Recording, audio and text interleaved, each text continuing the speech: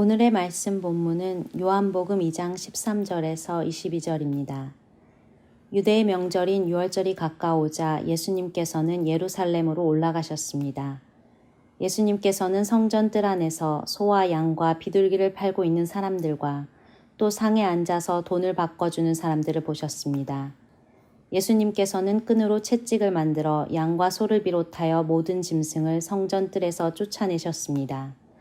예수님께서는 돈 바꾸는 사람들의 상을 뒤엎으시고 그 사람들의 돈을 흩트리셨습니다. 그리고 비둘기를 파는 사람들에게 명령하셨습니다. 이것들을 여기서 치워라. 내 아버지의 집을 시장터로 만들지 마라.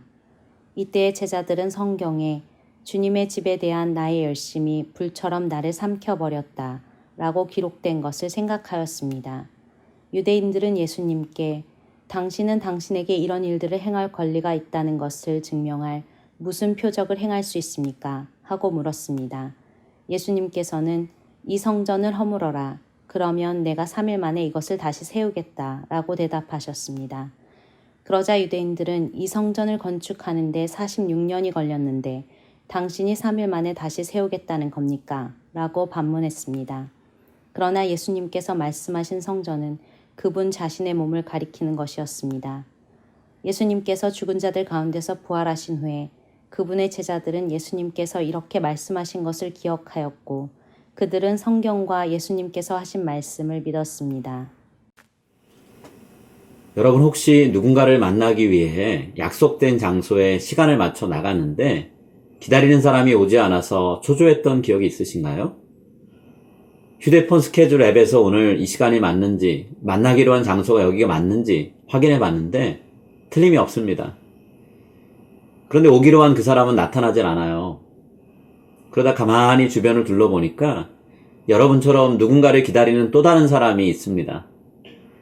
분명 그 사람은 여러분이 만날 거라고 예상했던 그 사람처럼 보이지 않아요. 하지만 혹시나 하는 마음으로 그 사람에게 다가가서 말을 걸어봤어요. 그 사람도 여러분이 다가가니까 여러분을 쳐다보면서 혹시 하고는 여러분이 그 사람이 만나려고 했던 그 사람이 맞는지 확인합니다. 서로가 만나려던 사람이 맞았던 거예요. 여러분 왜 이런 일이 벌어지는 걸까요? 분명히 정확한 장소와 시간에 두 사람이 같이 있었는데요. 그 이유는 서로가 예상했던 상대방의 모습과 실제 모습이 달랐기 때문입니다. 오늘 본문에 나오는 유대인들과 예수님의 만남도 그러했는데요. 유대인들은 예루살렘 성전에서 유월절 같은 절기를 지키면서 그들에게 찾아오실 것이라고 약속되어 있는 메시아를 기다리고 있었습니다. 성전은 하늘에 계신 하나님과 땅에 사는 인간이 서로 만나서 교제를 나누는 장소였죠. 그 옛날 광야를 걷던 이스라엘 백성들이 하나님과 대화를 나누던 성막이 발전된 모습이 예루살렘 성전이었어요. 하나님이 다윗이 준비한 재료를 사용해서 솔로몬에게 짓게 하셨던 그분이 거할 집, 그것이 바로 예루살렘 성전이죠. 출애굽 이후에 성막 위에 구름과 불기둥 모양으로 임하셨던 하나님이 이스라엘 백성들과 함께 하시는 장소가 바로 그 성전이었습니다.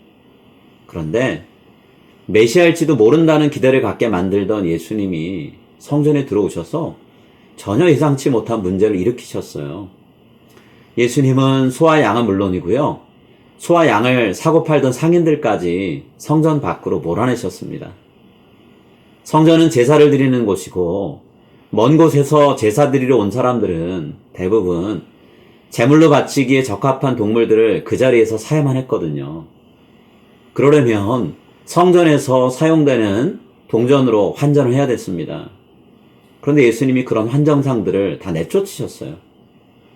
결국 예수님의 행동은 성전에서 이루어져야만 하는 정상적인 일을 중단시킨 거예요. 하나님과 그분의 나라를 대변한다고 주장하던 예수님이 하나님의 집인 성전이 제 역할을 못하게 막으신 거죠. 200년 전 시리아가 성전을 화폐화시키고 이교의 성지로 바꿔버렸을 때 갑작스럽게 제사가 중단되었던 그때 이후로 이런 일은 처음 있는 거예요. 이 모습에 너무 충격을 받은 유대인들이 예수님께 지금 벌어진 상황에 대해서 납득할 만한 설명을 하라고 요구합니다. 그러자 예수님이 이 성전을 허물어라. 그러면 내가 사흘 안에 세우겠다. 이렇게 대답을 하셨어요. 이 말을 들은 사람들은 모두 예수님이 성전 건물 자체에 대해서 이야기하는 것으로 이해를 하게 됩니다. 하지만 예수님은 성전 건물이 아니라 예수님 자신의 몸에 대해서 이야기하고 계셨던 거죠. 예수님은 자신이 성전이라고 주장하세요. 예수님은 하늘과 땅이 완전하게 만나는 장소이십니다. 예수님은 이 세상의 죄를 없애기 위해서 하나님께 바쳐질 제물이었고 제단이 되실 분이었어요. 예수님은 하나님이 약속하신 심판과 구원을 단번에 이루기 위해서 자신을 희생제물로 바치려고 이 세상에 오셨습니다. 의로 가득한 하나님의 하늘과 죄로 가득한 인간의 땅이 만나는 그 일을 예수님이 자신 안에서 이루려고 하셨어요. 여러분, 그것이 본래 성전이 세워진 목적이라고 할 수 있겠죠?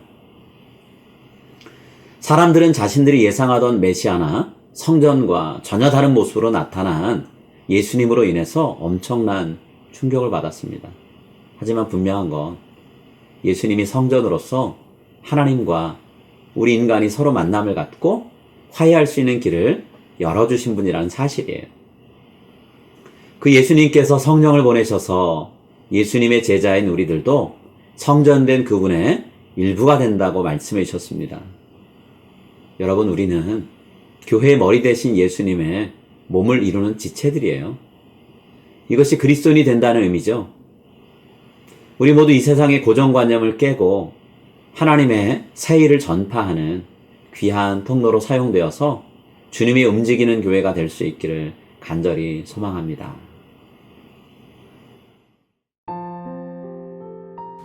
이제 오늘 주신 말씀을 붙잡고 다음의 기도 제목으로 함께 기도하시겠습니다. 하나님, 기존에 살아온 방식과 생각하는 방식에 갇혀서 하나님이 일으키시는 놀랍고 새로운 일을 받아들이지 못하는 우리의 닫힌 마음을 활짝 열어주소서. 예수님의 몸된 교회의 지체로서 제가 그리스도의 복음을 입술과 삶으로 전파해서 하나님과 이 세상이 늘 화목한 관계를 이루는데 쓰임받게 하옵소서.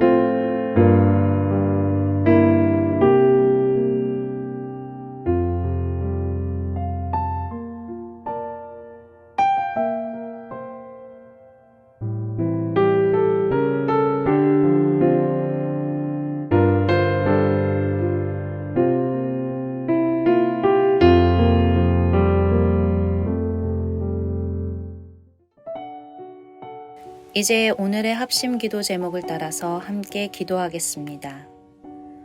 몸의 질병으로 고통받는 분들과 마음의 상처를 부여안고 괴로워하는 이들을 치유하소서. 세상적인 욕심에 사로잡혀 이기적인 삶을 살며 관계를 파괴하는 일그러진 심령을 고쳐주소서. 코로나로 힘겨워진 개인과 가정, 그리고 각 교회들과 나라들의 살림살이를 회복시켜 주소서.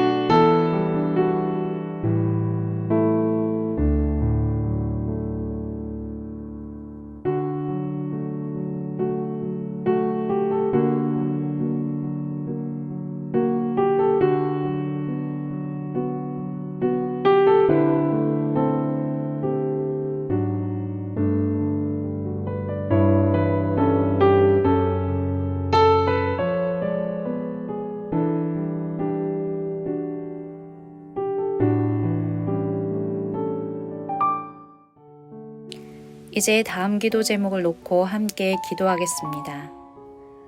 교회가 교회다울 수 있게 하시고 우리들이 예수님을 닮은 그리스도인다움을 회복해 하소서.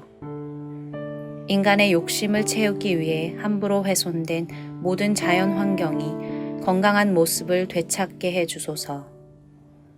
코로나 팬데믹을 통해 인간의 무분별한 개발을 중단하게 하시고 자족하며 살게 하소서.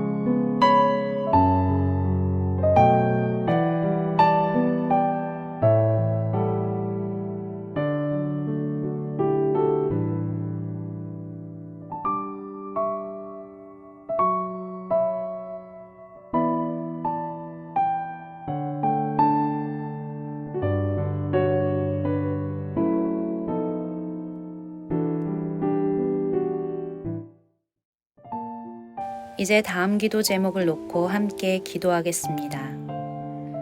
마가복음 묵상을 통해 예수님의 발자취를 따라가며 하나님의 참된 사랑을 깨닫게 하소서.